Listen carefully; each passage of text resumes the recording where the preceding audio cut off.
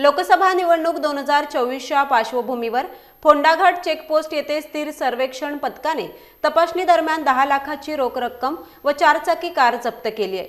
ही कारवाई मंगळवारी सकाळच्या सुमारास करण्यात आली आहे। या घटनेमुळे कणकवलीसह सिंधुदुर्गात मोठी खळबळ उडाली आहे।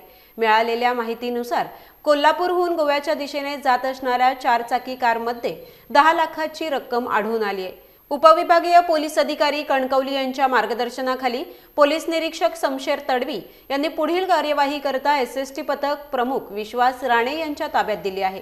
निवडणूक आयोगाच्या मार्गदर्शक सूचनेप्रमाणे पुढील कारवाई होणार आहे।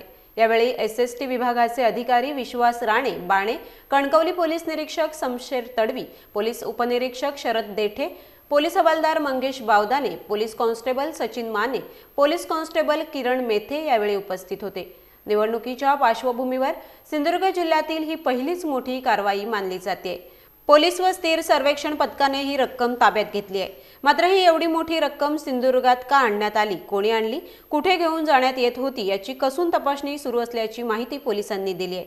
त्यानंतर हे प्रकरण आयकर विभागाकडे तपासणी करता देण्यात असल्याची माहिती विश्वसनीय सूत्रांकडून देण्यात आली आहे।